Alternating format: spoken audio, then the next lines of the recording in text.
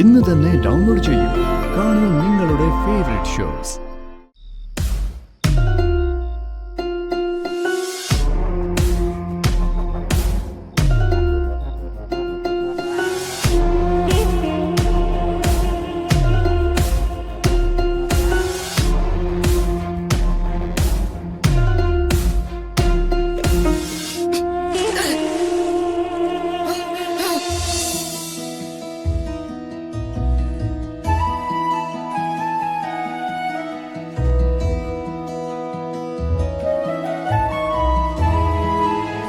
ഇതാ പാഷാണം കൊച്ചമണിയുടെ സാരിയല്ലേ?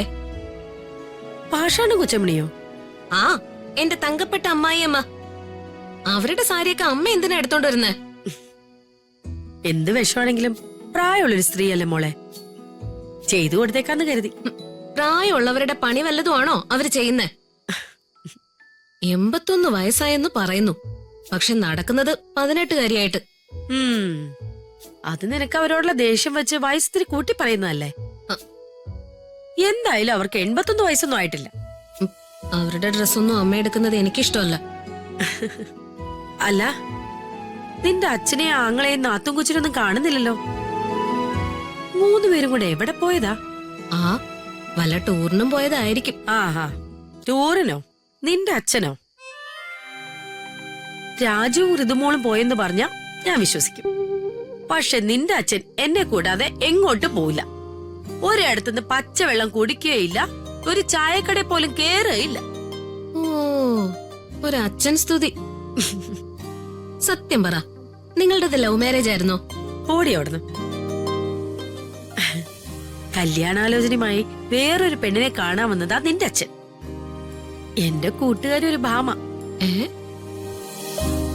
അവള് പിഷാരി കോവില് തെയ്യം കാണാൻ പോവായിരുന്നു. അവളെ കാണാൻ മൂപ്പര് പിഷാരി കോവില് വന്നു. കണ്ടത് തൊഴിൽ നിൽക്കുന്ന എന്നെയാ.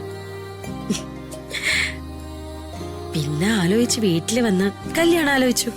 ആ, അത് പ്രേമം തന്നെ. പിഷാരിക്കോവിലില് തൊഴുതു നിന്ന ആ അമ്പലപ്രാവിനെ ഒരു കൃഷ്ണപരന്ത് കൊത്തിക്കൊണ്ട് പറന്നു.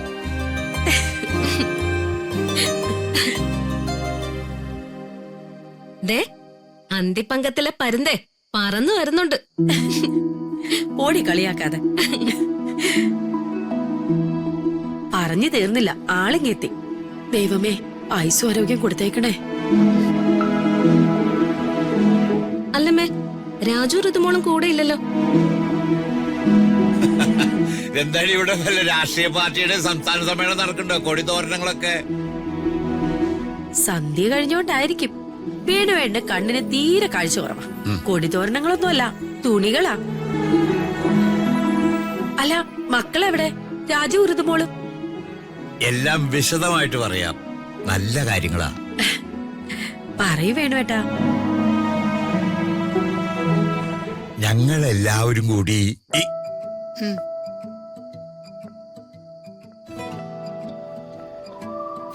മൊരത്തവള വന്നു. എന്തൊരു ശല്യോ!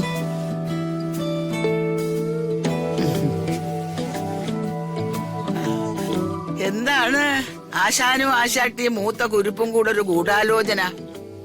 ഞങ്ങൾ പറഞ്ഞതുമല്ലോ നിങ്ങൾ കേട്ടോ? ഇല്ല. അച്ഛാ, നമ്മൾ നടത്തിയ ഗൂഢാലോചന എന്താണെന്ന് ഇവരോട് ഒന്ന് പറഞ്ഞു കൊടുത്തേക്ക്. അമ്മണി അമ്മേ, എന്തോ? ഓ, നിങ്ങളെ തട്ടിക്കൊണ്ടുപോയി തട്ടിക്കളയാനുള്ള ഒരു പദ്ധതിയാണ് ഞങ്ങൾ ആലോചിക്കുന്നത്. മനസ്സിലായോ?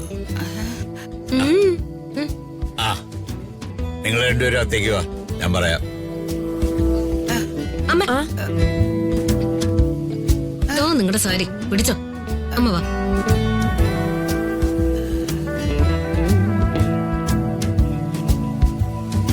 എന്നെ ഒളിച്ചുള്ള കലാപരിപാടിയാ. എങ്ങനെ കണ്ടുപിടിക്കും?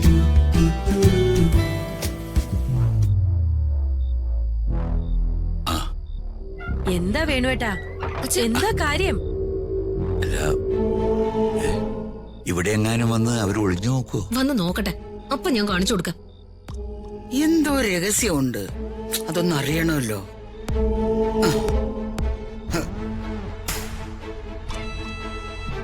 അവര് വരുമൊന്നുമില്ല വേണുവേട്ടാ. വേണുവേട്ട കാര്യം പറയേ. എടി അമ്മയും മോളും തമ്മിൽ ഒന്നായി. അമ്മയും മോളും തമ്മിൽ ഒന്നായിരുന്നോ? എനിക്കത് മനസ്സിലാവുന്നില്ല വേണുവേട്ടാ. എന്റെ രാധ, ഋതുമോളും പത്മാവതി മാഡവും തമ്മിൽ പരസ്പരം കണ്ടുമുട്ടിയെന്ന്. അവരൊന്നായിന്ന്. ഞാൻ വ്യക്തമായിട്ട് പറയാം.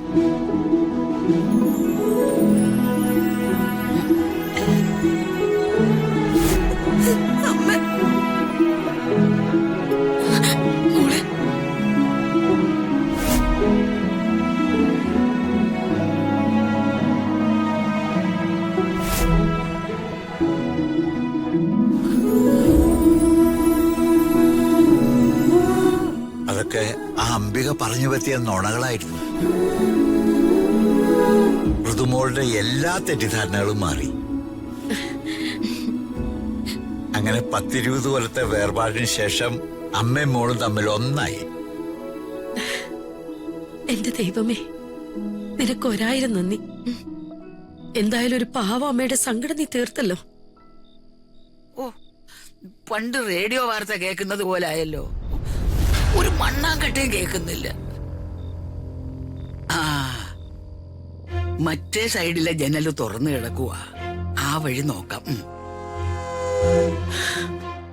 എന്റെ 2 പെൺകുഞ്ഞുങ്ങൾ എന്റെ അടുത്തുനിന്ന് മാറി നിൽക്കുമ്പോഴുള്ള വിഷമം എനിക്കറിയൂ വേണുവേട്ടാ.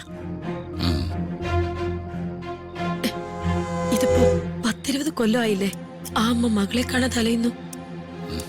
സത്യത്തിൽ ആ പത്മാവതി മേഡം എത്ര ഒരുങ്ങി കാണും. അവരുടെ ജീവിതമല്ലേ ആ വൃത്തി കിട്ടിയവള് തകർത്ത് കളഞ്ഞത്.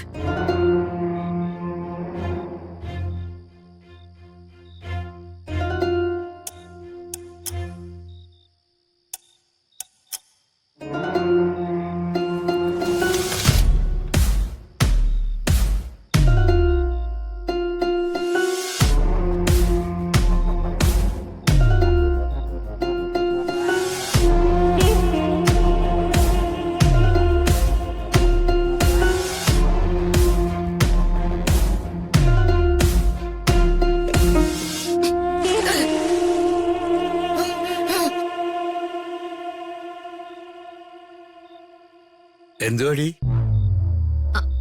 ഒന്നുമില്ല അച്ഛാ, ഒരു പൂച്ച ഓടിച്ചതാ. ആ,